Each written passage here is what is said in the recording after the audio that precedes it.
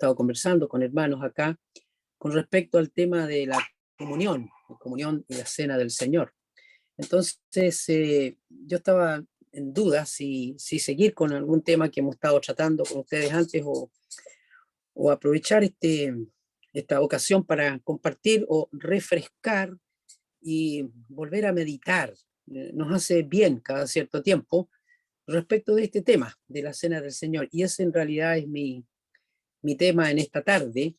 Espero que sea de provecho para quienes son tal vez nuevos creyentes o pensando en algunos que a lo mejor no son creyentes, que piensen en que justamente la cena del Señor es una ocasión en la cual, haciendo memoria del Señor, adorando al Señor, una persona puede tener una perspectiva de la obra de Cristo y de lo que Él ha hecho en personas muy especial.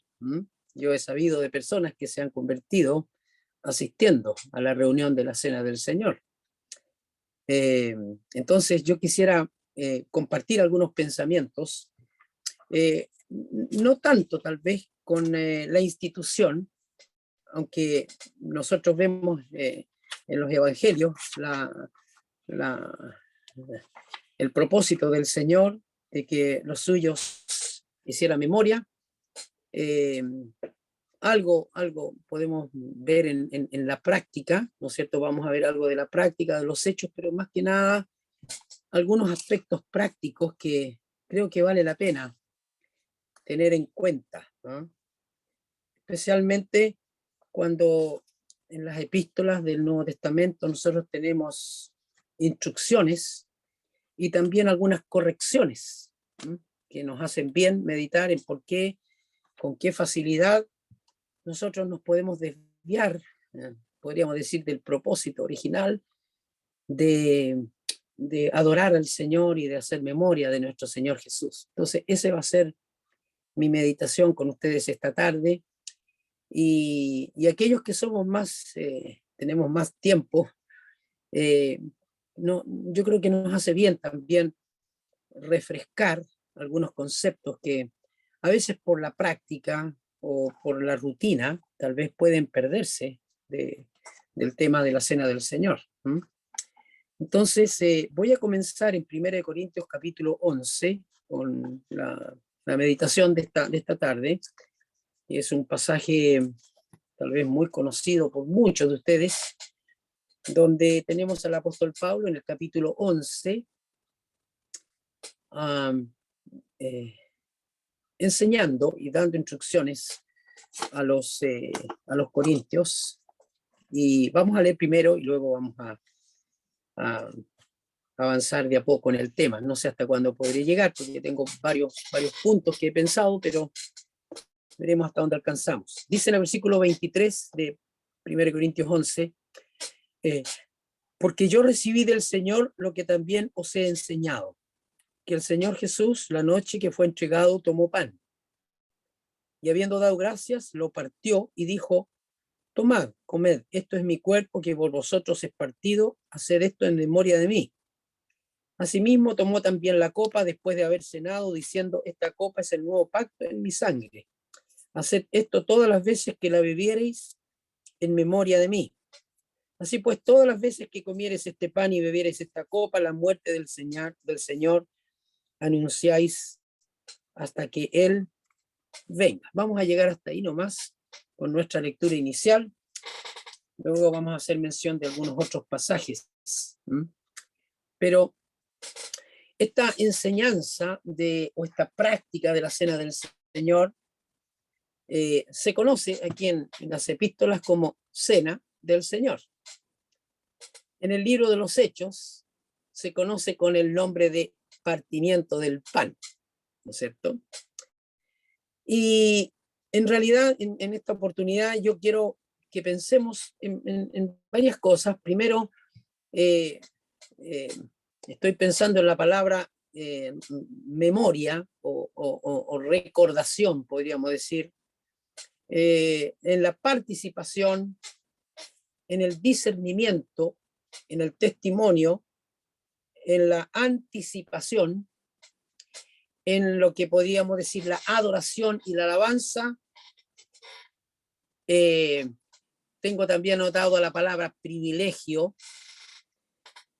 Está de por medio también lo que es el tema céntrico, fundamental, que dice relación con la comunión. En realidad, esto es algo importante tenerlo en cuenta, porque cuando nosotros instruimos respecto de la cena del Señor, instruimos para que los discípulos seamos obedientes. Son los discípulos los que están ahí con el Señor cuando Él instituye la cena. Ahí en Mateo capítulo 26 tenemos un aspecto, lo que algunos le han dado a llamar el orden dispensacional, ¿ya?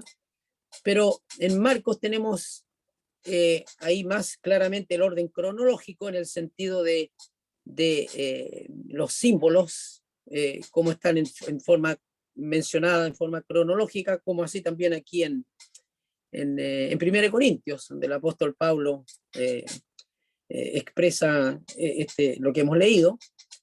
Y también en Lucas, el Señor hace énfasis en su deseo de comer con los discípulos, de participar con ellos, ¿no es cierto? Y que lo instituye después de aquella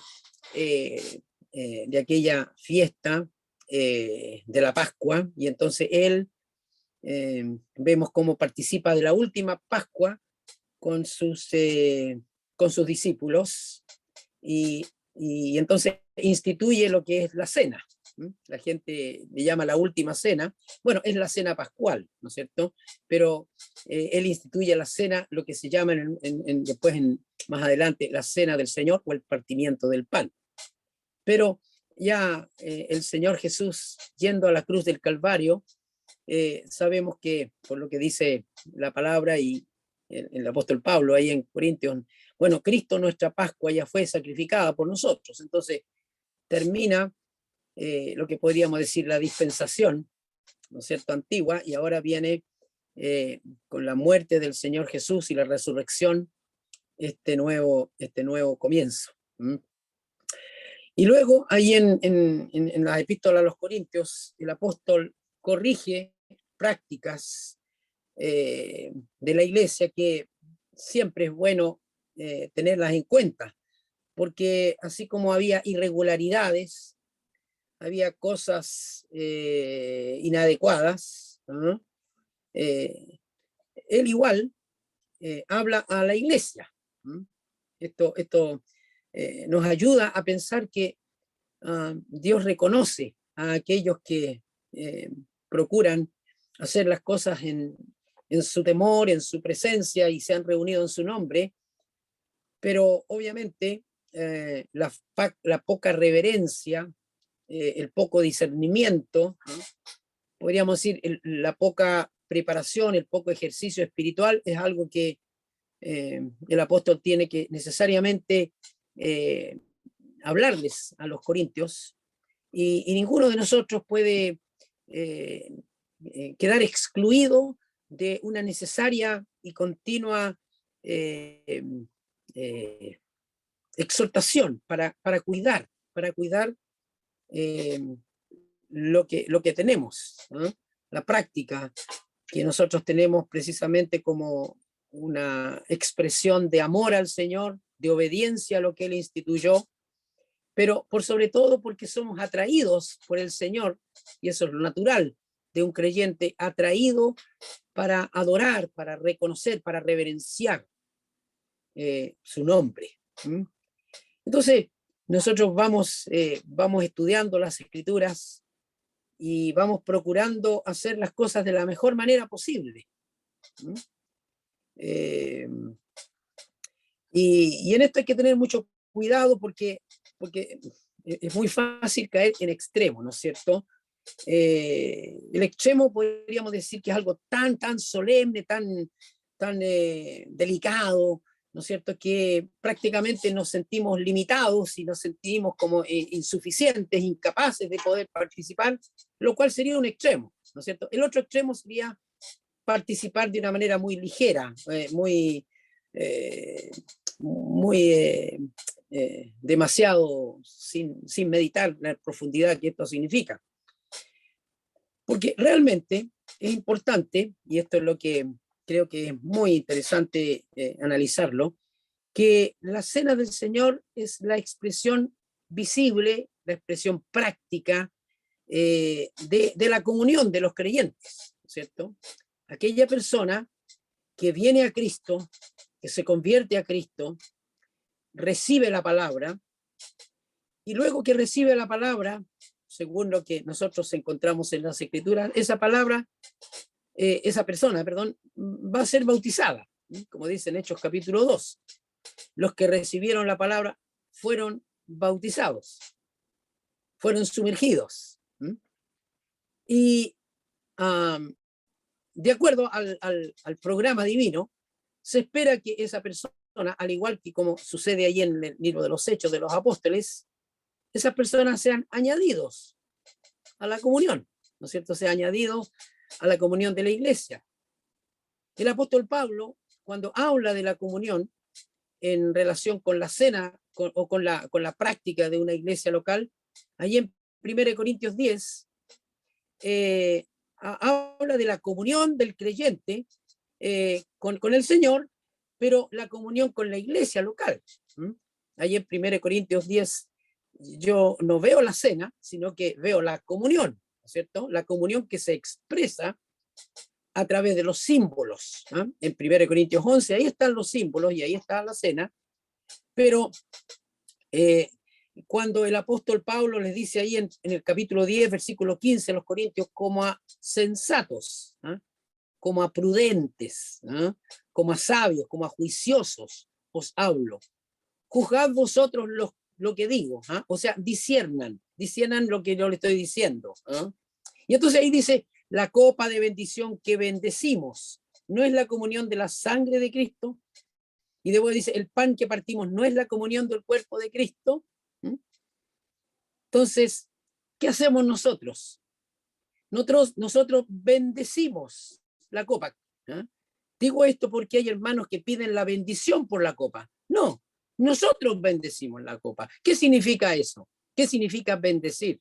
Bendecir dice decir bien de la copa, hablar bien. Eso es lo que significa mal, bien decir, bendecir, así como lo contrario, el antónimo es maldecir, o sea, decir mal, hablar mal. Nosotros hablamos bien de la copa, ¿no es cierto?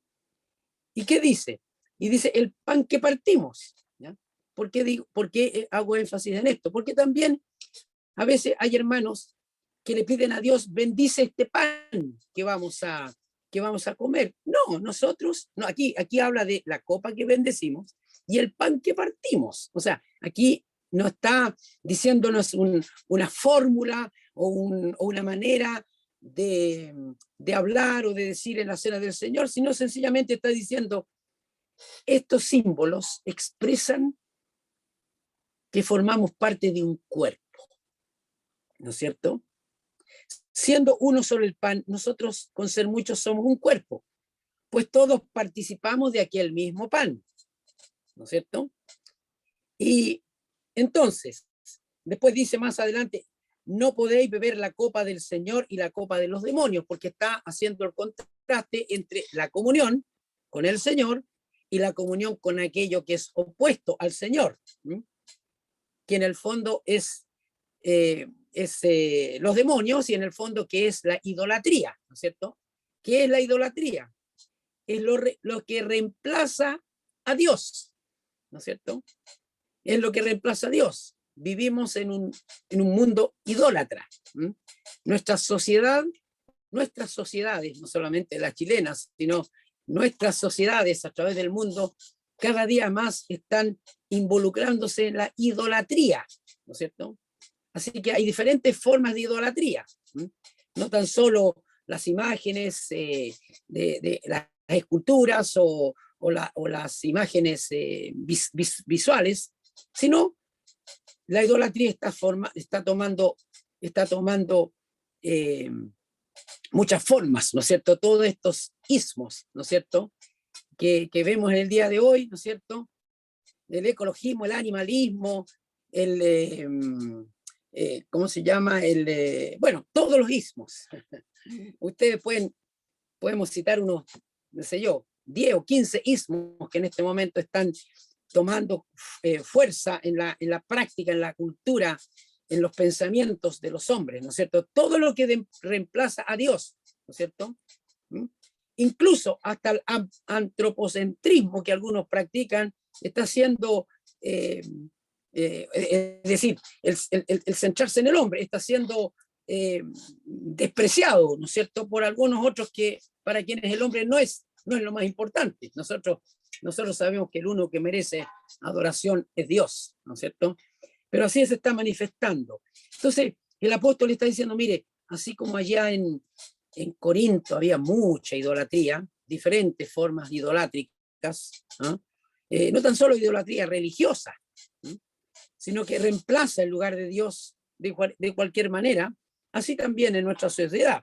Entonces, es importante que una cosa es tener comunión con el Señor y otra cosa es comunión con aquello que no le agrada al Señor.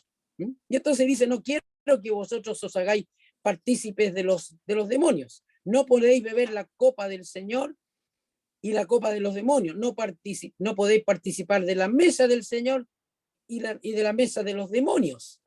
Aquí esta mesa de la cual está mencionada aquí, um, um, entiendo que no es la mesa de la cena del Señor, porque hay algunos hermanos que también hablan de la mesa donde ponemos los símbolos. No, esta es la mesa de la comunión, la mesa a la cual nosotros somos llamados a participar, ¿ah? Y uno de los lindos, preciosos ejemplos es el caso de Mefiboset. ¿Se acuerda cuando es llamado a la mesa del rey, ¿no es cierto? Y este pobre y miserable hombre, así como cualquiera de nosotros, somos llamados a participar de la mesa del Señor, de la mesa del rey, o sea, comunión con el rey, la comunión con nuestro Señor, ¿no? Y por eso que el salmista dice, preparas mesa delante de mí en presencia de mis angustiadores. O sea, él está disfrutando de la comunión con el Señor. Pero ya en el capítulo 11 nosotros vemos que él está haciendo énfasis en este punto pivotal, podríamos decir, en esto que es la expresión visible de la comunión del cuerpo, así como la iglesia universal o la iglesia total, parte de la cual está aquí en la tierra, parte de la cual está en el cielo, es el cuerpo de Cristo, y nosotros somos inmersos en el cuerpo de Cristo cuando creemos en el Señor Jesucristo, ¿no es cierto? Somos sumergidos, somos bautizados por el Espíritu, en el Espíritu Santo, ahí en el cuerpo de Cristo. Pero hay un momento en el cual el creyente, el discípulo, no tan solo quiere obedecer en el bautismo, sino también quiere obedecer en la comunión. Y entonces, esta comunión implica varias cosas, ¿no? Aquí en 1 Corintios capítulo 10, 31 dice, si coméis o bebéis o hacéis otra cosa, hacedlo para la gloria de Dios. Entonces, todo aquel creyente que quiere agradar al Señor se compromete para participar, para tener comunión en una iglesia local, ¿no es cierto? Y entonces llega el momento en que los creyentes descubren que es el Señor quien los ha unido, que el Señor los ha traído y que tienen la inquietud, el deseo de adorar al Señor y de juntarse de una manera práctica para colaborar los unos con los otros, para contribuir, ¿no es cierto? Estas palabritas que también empiezan con co, igual que la comunión, ¿no es cierto? La colaboración, o sea, laborar, trabajar juntos. ¿Para qué? Para el testimonio, ¿no es cierto?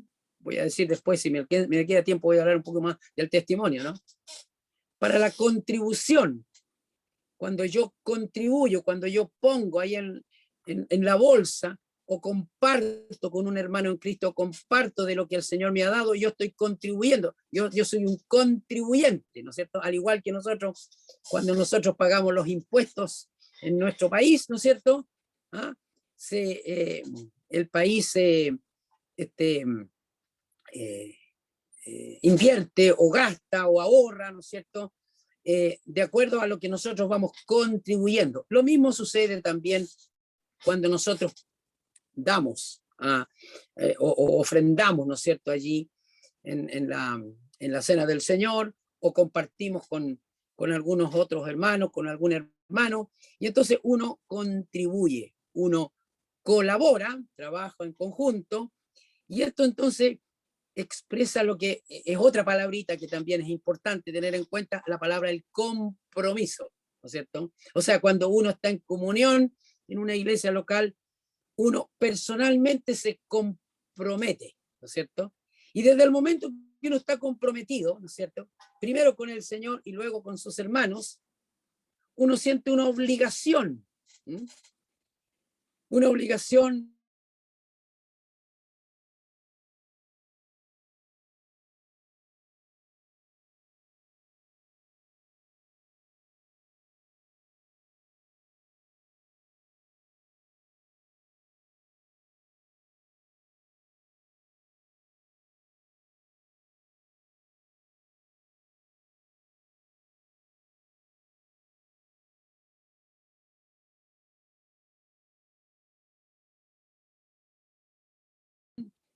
se atreven a llamar la atención, obligación como un compromiso con el Señor, ¿no es cierto? Porque es muy fácil decir, bueno, yo no estoy obligado a nada, ¿eh? Pero cuando uno entiende lo que significa la comunión, uno se siente comprometido, ¿eh? Se siente obligado a sí mismo para agradar al Señor y para participar de una manera que el Señor quiere, ¿no? Entonces, eso es importante, ¿eh?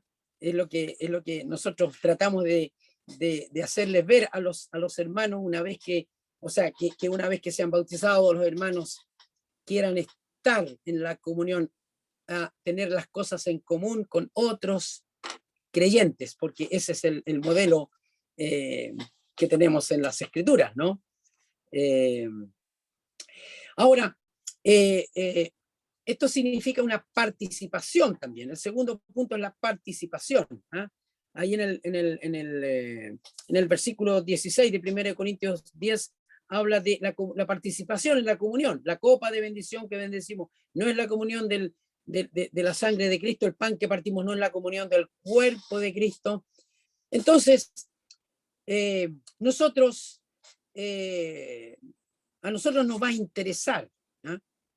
Que uno es parte del cuerpo de Cristo, uno es miembro de una iglesia local, y lo es las 24 horas del día, ¿no es cierto? ¿Eh? Entonces, es importante que nosotros tengamos cuenta lo que significa esa participación. Esta participación que tenemos, porque nosotros nos involucramos y nuestra participación es con aquellos que son de Cristo, al igual que nosotros. Pero luego, en el 1 Corintios capítulo 11, no hemos leído en el versículo 29, bueno, voy a leer primero lo que dice el verso 26, la anticipación, todas las veces que comieres este pan y bebieres esta copa, la muerte del Señor anunciáis hasta que Él venga, hasta que Él venga. Entonces, esa es la anticipación, esa es la expectativa cierta, ¿no es cierto? En la esperanza que tenemos, hasta que Él venga, lo hacemos, ¿no? Procuramos hacerlo hasta que Él venga, uno anticipa la venida del Señor, ¿no? Pero llegamos al versículo 27, dice, de manera que cualquiera que comiera este pan o bebiera esta copa del Señor indignamente será culpado del cuerpo y de la sangre del Señor. Por tanto, pruébese cada uno a sí mismo y coma así del pan y beba de la copa. ¿No? Porque el que come y bebe indignamente sin discernir el cuerpo del Señor, juicio come y bebe para sí. Entonces ahí está la responsabilidad personal de tener discernimiento. ¿Mm? ¿Qué es discernimiento?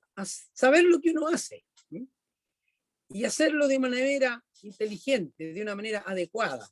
¿Ah? Entonces, qué importante es primero escudriñarse a sí mismo y luego tener el discernimiento y la disposición de, de adorar al Señor y darse cuenta de que, en primer lugar, la cena del Señor es una reunión para hacer memoria del Señor. No es una reunión para pedir por nosotros o pedir por otros, ¿no es cierto? No es tampoco una reunión para pedir al Señor, ayúdame a adorar. No, no, uno tiene que hacerlo antes. Uno llega a la reunión de la cena del Señor ya para adorar y se dispone para alabar al Señor, para adorarle a Él, para reconocer quién es Él y sus atributos, pero también lo que Él ha hecho, ¿no es cierto?, por nosotros. Ahí está la adoración y ahí está la alabanza. Y para eso se requiere discernimiento, pero también discernimiento para saber cómo actuar, o en qué momento participar, ¿no es cierto? Nosotros como varones de manera audible, las hermanas de manera silenciosa, todos somos llamados a adorar al Señor. Y entonces ahí está nuestra preparación ya espiritual previa, pero también el discernimiento y el ejercicio espiritual para hacerlo de manera que al Señor le agrade y hacerlo de la mejor manera, lo mejor para el Señor, la excelencia, ¿no es cierto? Ahora, este asunto de la adoración que viene a continuación tiene que ver con el hecho de que el Padre, ¿no es cierto?, busca adoradores que le adoren en espíritu y en verdad. Ahora, es interesante cómo el Espíritu quiere guiarnos. Y yo me acuerdo que un hermano comentaba a otro y le decía, mire, nosotros cuando participamos de la cena del Señor, nosotros no tenemos un formato, una estructura determinada. ¿No? Y entonces otro hermano le dijo, ¿estás seguro que no tiene formato y no tiene estructura? Porque de alguna manera nosotros escogemos un formato. Allí en la Escritura no tenemos ninguna indicación cómo tenemos que hacerlo. Nosotros elegimos una forma o elegimos un formato y no se trata de que ese formato es inalterable, porque yo he estado en muchas iglesias locales, no tan solo acá en Chile, también en el extranjero, donde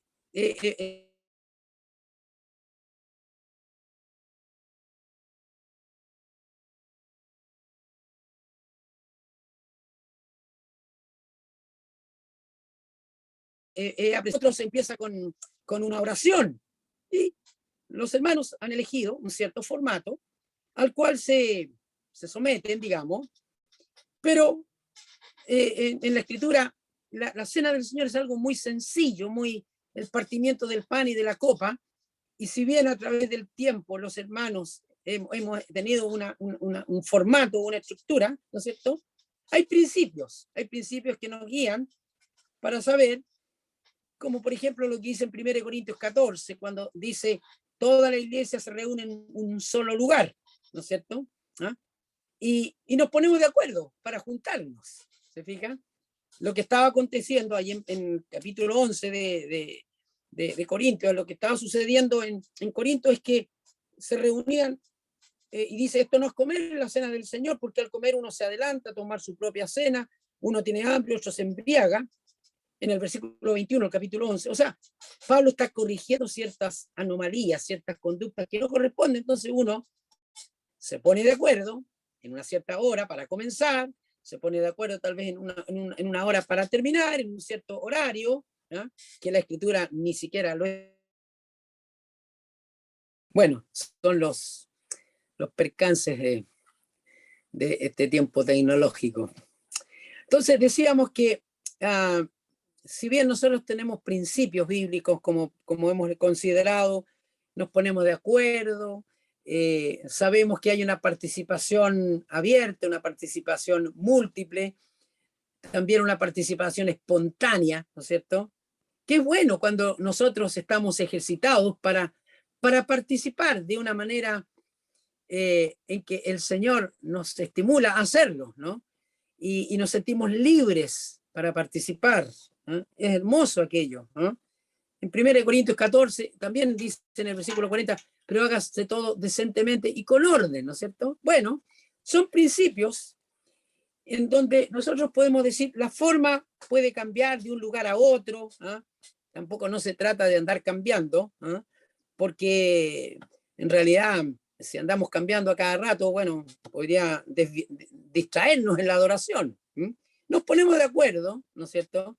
Y hay una cierta estructura que uno debe pensar que es lo mejor, ¿no es cierto? Porque lo importante no es la adoración, o sea, perdón, la forma no es la adoración es lo que importa, ¿no? La forma da el ambiente, la estructura del ambiente de la adoración, ¿no es cierto? Que puede ser favorable o desfavorable a la adoración, ¿no es cierto? Entonces hay un formato funcional, podríamos decir, lo que podríamos llamar un formato funcional, donde tal vez un hermano sugiere un himno para cantar y sin comentario. Otro ofrece un himno para cantar y lo comenta. Otro tal vez lee el himno porque no sabe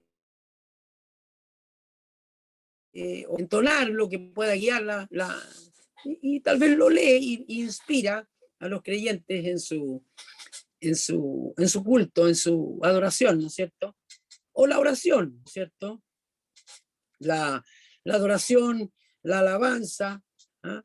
Para que guía a los creyentes, guía a la iglesia local, ¿no es cierto? Para que al final los hermanos puedan decir, amén, ¿no es cierto? Así sea, estoy de acuerdo con aquello que el hermano ha expresado. Y entonces eso requiere una disposición adecuada, espiritual, ¿no es cierto? O una palabra de alabanza, ¿no es cierto? Dirigida a la congregación o la lectura apropiada de las escrituras, ¿no es cierto? Algunas lecturas sin comentario, otra lectura con comentario, ¿no es cierto? Y la acción de gracias por el pan, por la copa, ¿no es cierto? Entonces, ese es lo que podríamos decir un formato funcional, ¿eh? Que es importante que nosotros los creyentes repasemos nosotros nuestro propio ejercicio para participar, ¿no es cierto? Si nosotros tenemos el privilegio de participar audiblemente como varones, ¿eh? que ejerzamos ese privilegio. ¿Eh? Sabemos que la Escritura no nos dice que hay un don de oración. No, nosotros, cualquiera de nosotros, así como cualquier niño, desde el momento en que empieza a hablar, puede darle gracias a su papá o a su mamá, expresa su gratitud, ¿no es cierto? ¿Eh? Así también nosotros. ¿Fija? Para mí, una de las más hermosas oraciones que he escuchado en una cena del Señor es una oración de muy pocas palabras, de un creyente muy nuevo, ¿no es cierto? En lo único que podía expresar tal vez con algunas lágrimas de emoción, ¿no es cierto? Gracias, Señor, por haberme salvado. Gracias por habernos salvado. Gracias por la obra de Cristo. Esa es una oración muy breve, pero muy preciosa. Yo he escuchado oraciones así.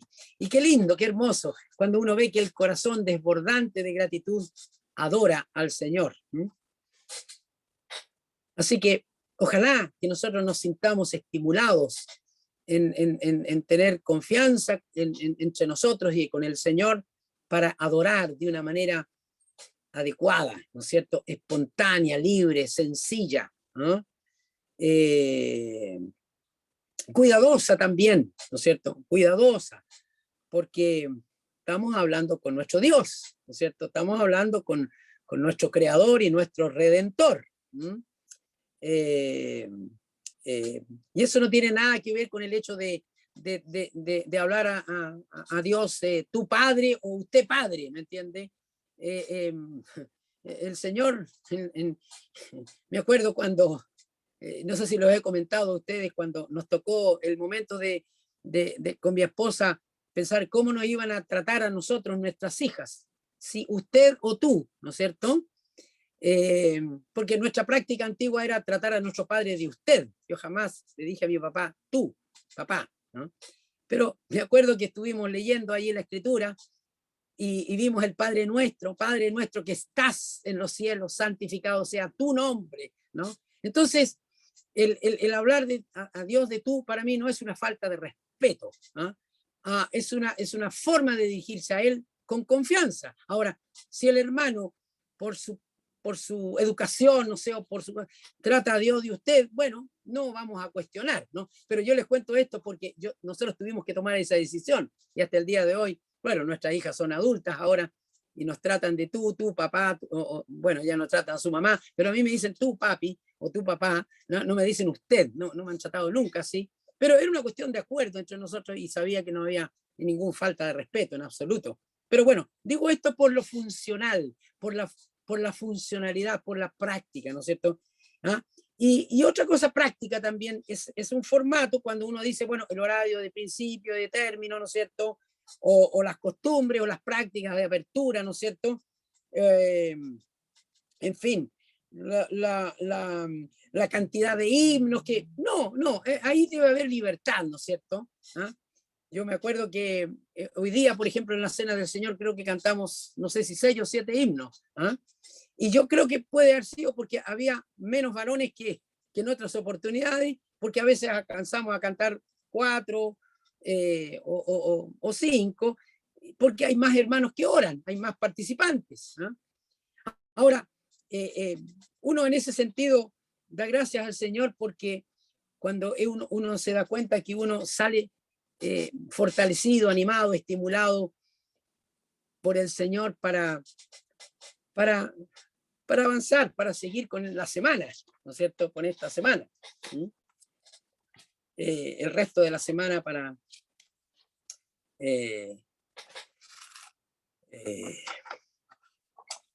enfrentarla de una manera en que glorifique al Señor y podamos dar testimonio de su persona.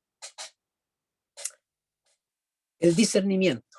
Esto lo incluí dentro del discernimiento porque es bueno que nosotros tengamos discernimiento espiritual.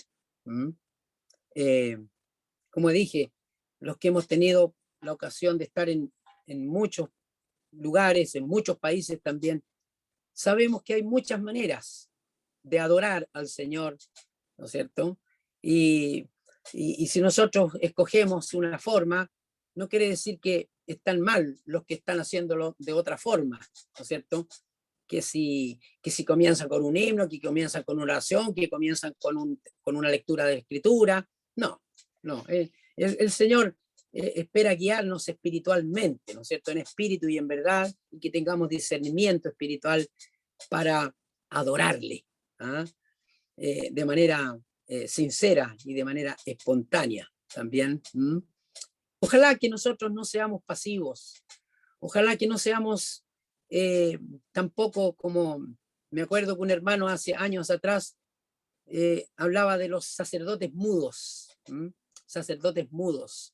En la Cena del Señor, ojalá no haya sacerdotes mudos. Somos sacerdotes, todo creyente, todo verdadero creyente, ¿no es cierto? Hombre o mujer, es un sacerdote y las hermanas guardan silencio, pero nosotros tenemos el privilegio de adorar al Señor, de alabar y de guiar a otros en nuestra adoración, ¿no es cierto? En nuestra alabanza al Señor.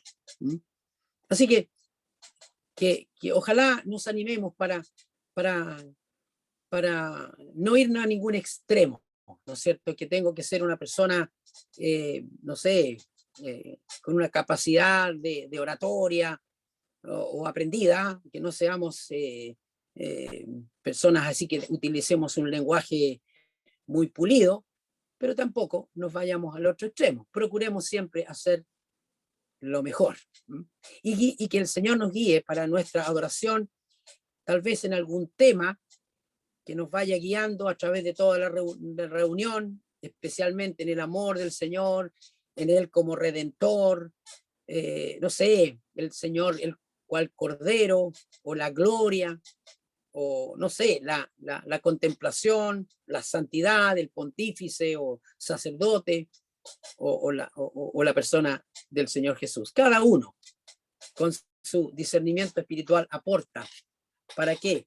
Para dar un testimonio. Recordemos, la muerte del Señor anunciamos hasta que Él venga. ¿Mm? Y el mundo puede ver efectivamente, o las personas que puedan estar presentes, aun siendo inconversas, pueden ver el fundamento de nuestra fe. ¿Ah? Pueden ver qué es el centro de nuestra adoración, la persona gloriosa de nuestro Señor Jesucristo. Y ahí está, la adoración. ¿Ah? Como dije, no estamos para pedir, sino para dar a Él. ¿No? Como dice Hebreos capítulo 13, fruto de labios que confiesan su nombre. ¿Ah? Bueno, la cena del Señor no es el único lugar, creo yo, donde uno puede dar alabanza del fruto o confesar el nombre del Señor con sus labios. ¿Ah? Uno puede en la cena del Señor, adorando al Señor, fruto de labios que confiesan su nombre, pero también en nuestra vida diaria, ¿no es cierto? Es parte de lo que nosotros queremos hacer. Nos gozamos en su presencia, en la presencia del Señor, como lo hicieron los creyentes, ¿no es cierto? Y también parte de la oración en lo que en la Escritura se llama o se conoce con la palabra Eucaristía. ¿Usted sabía que la palabra Eucaristía está en las Escrituras? ¿Eh? Ahí en 1 Timoteo capítulo 2, ¿no es cierto? ¿Ah? Habla acerca de, dice, quiero, como dice ahí, no quiero citar el mal, exhorto ante todos a que se hagan rogativas, oraciones, peticiones y acciones de gracias. ¿Mm? Estas son las Eucaristías, las acciones de gracias, pues nosotros damos gracias al Señor, ¿no es cierto? Estamos actuando de esa manera adecuada, como dice la Escritura también. Ahora, es un privilegio, es un privilegio que no debemos descuidar. ¿Ah? Ahí en el libro de los Hechos, vemos en el capítulo 2 los que recibieron la palabra, fueron bautizados y fueron añadidos a la iglesia y al conjunto de los creyentes, ¿no es cierto? Y dice, perseveraban en la doctrina de los apóstoles, en la comunión unos con otros, en el partimiento del pan y en las oraciones.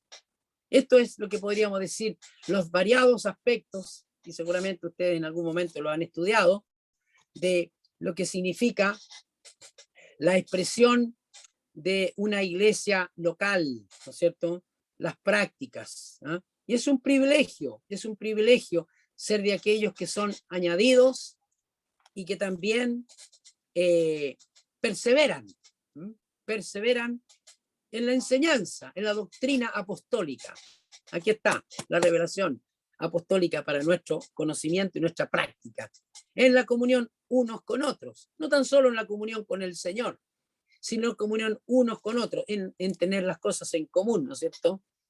Y dice también, ¿no es cierto?, en el partimiento del pan, ahí está, la cena del Señor, y en las oraciones, orando los unos por los otros. Y ahí está entonces este privilegio del cual nosotros también encontramos en el capítulo 20 de los Hechos, cuando en el versículo 7, ¿no es cierto?, dice, el primer día de la semana, reunidos los discípulos para partir el pan, Pablo les enseñaba habiendo de salir al día siguiente y alargó el discurso hasta la medianoche. ¿Mm? Una ocasión muy especial. ¿Mm? Ellos con ese grupo que iban en su viaje misionero, ¿no es cierto? Ellos llegan ahí a Troas, se quedan 7 días para participar de la cena del Señor el primer día de la semana. Qué privilegio. ¿Mm? ¿Ya? Tengamos en cuenta estos principios. Tengamos en cuenta también que es un privilegio dar al Señor. Por eso que normalmente ofrendamos allí, en la cena, cuando estamos con los hermanos. Es parte, en mi concepción, es parte de la adoración a Dios. ¿Mm? Es parte de mi dar al Señor, reconociendo lo que Él ha hecho y me ha dado en su gracia. Bueno, hay muchos otros aspectos, pero qué importante es tener en cuenta de que la cena del Señor es solamente la expresión visible de la comunión. ¿Mm? Por eso que cuando un hermano va a otra ciudad y lleva una carta, esa carta es para participar de la cena, no es para participar de la cena del Señor. Esa carta es para participar de la comunión con los hermanos. ¿Mm? A veces nos pasó cuando estábamos allá en el norte de Chile, en Copiapó, y llegaba un hermano con una carta un día miércoles, y ese mismo miércoles lo recibíamos a la comunión porque traía una carta y leíamos la carta, ¿no? Y el domingo normalmente la volvíamos a leer para que los que no habían podido estar ese miércoles y estaban tal vez en la cena del Señor supieran. Pero ese mismo miércoles lo recibíamos a la comunión, no a la cena. Digo esto porque eh, a veces he escuchado eso, ¿ah? Pero no, eso no es lo que entiendo de las escrituras. ¿Ah? Cuando tenemos el modelo ahí en, eh, aquí en la epístola de Pablo, ¿no es cierto? ¿Ah? Cuando él dice que la recibáis, ¿no es cierto? Como es digno del Señor, para que la recibáis ahí en Romanos 16, ¿no? Es para que aquella que ha sido encomendada, ¿no es cierto? A esta hermana que era una sierva en la iglesia de Cencrea, una hermana útil, ¿eh? Una hermana que servía ahí ¿eh? Y dice que la recibéis en el Señor como es digno de los santos. ¿Eh? Porque para eso uno es recomendado a otra asamblea, para que en esa otra asamblea también sirva en medio del pueblo de Dios, ¿no es cierto? Y obviamente tenga el privilegio de participar de la cena del Señor cuando se correspondiere. Bueno, el tiempo ha pasado, voy a llegar hasta aquí nomás por ahora. Hermanos, quería compartir estas cosas que creo que es importante recordarlas, repasarlas y tenerlas en cuenta para que nuestra vida y nuestra adoración sea eh, eh, para la gloria del Señor. ¿Ah? Hacer todo para la gloria de Dios. Voy a llegar hasta aquí y gracias por su paciencia y espero en algún momento pronto tal vez ir por allá para compartir presencialmente con ustedes. Muchas gracias.